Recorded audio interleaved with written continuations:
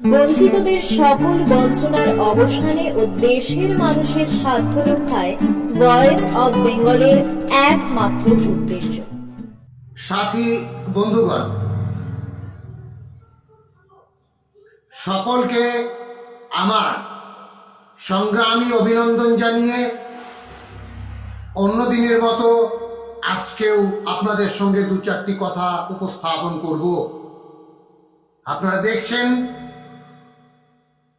বঞ্চনার অবসানে, বঞ্চিতদের সাথে, বঞ্চিতদের পাশে ভয়েস অব বেঙ্গল। এই চ্যানেল আপনাদের বঞ্চিতদের সকলের কথা বলে, বঞ্চিতদের পাশে থাকে এবং লড়াই করে। আপনারা জানেন, দীর্ঘদিন ধরে, প্রায় 23 বছর ধরে এই রাজ্যে সমগ্র শিক্ষা মিশন কাজ করছে।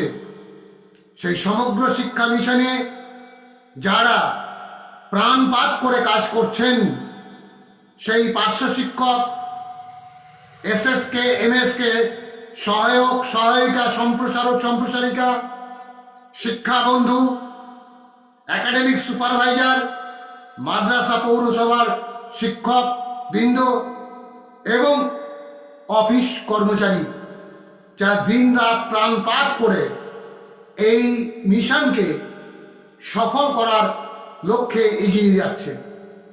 অথচ এই মিশনের কর্মরত সমস্ত শিক্ষক কর্মচারীদেরকে রাজ্য সরকার এবং কেন্দ্র সরকার উভয় সরকারই একটা জাঁতা কলে ফেলে তাদেরকে নিষ্পেষণ করছে, বলতে পারেন রাষ্ট্রীয় শোষণ করছে।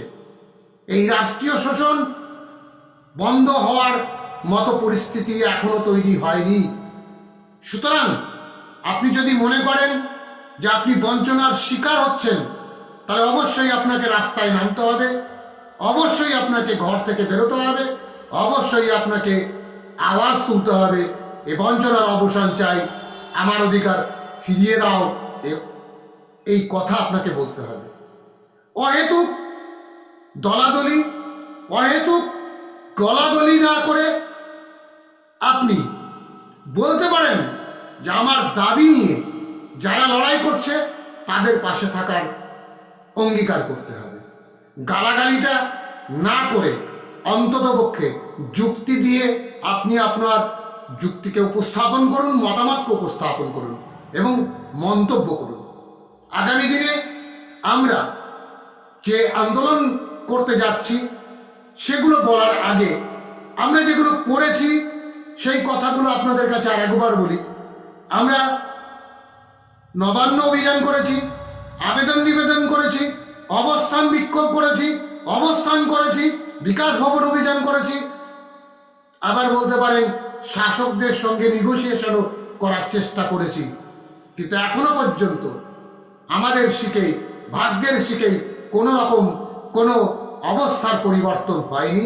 এই সরকার আমাদেরকে কোনো রকমভাবে কোনো সুবিধা দেয়নি। আমাদের যে দাবি, আমাদের যে বেঁচে থাকার অধিকার, এই অধিকার পর্যন্ত তারা দেয়নি। আমরা অসংখ্য আমাদের বন্ধুদেরকে হারিয়েছি, অসংখ্য শিক্ষক কর্মচারীদেরকে হারিয়েছি, অনেক শিক্ষক শিক্ষাকর্মী তাদের অবসর জীবনের যে লাঞ্ছনা সেটা আমরা দেখছি।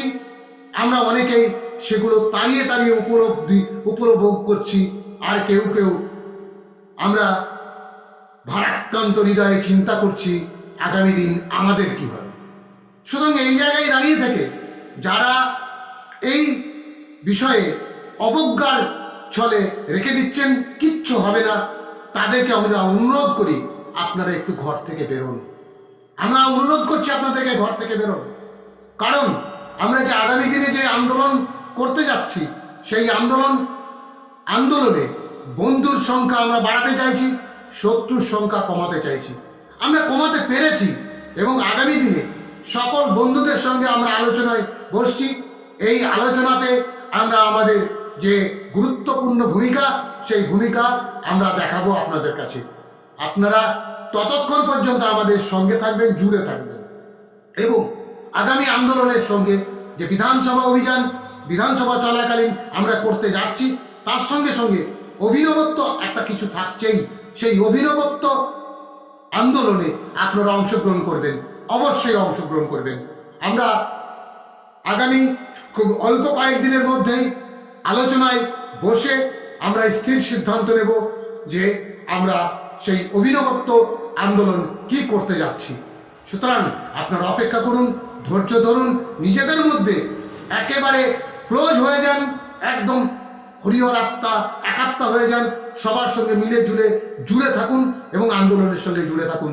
এইটুকু আহ্বান রেখে সকলকে আমার সংগ্রামী অভিনন্দন জানিয়ে আজকের কথা শেষ করছি। ইনক্লাব ভয়েস অব বেঙ্গল, বঞ্চিতদের আস্থার প্রতীক।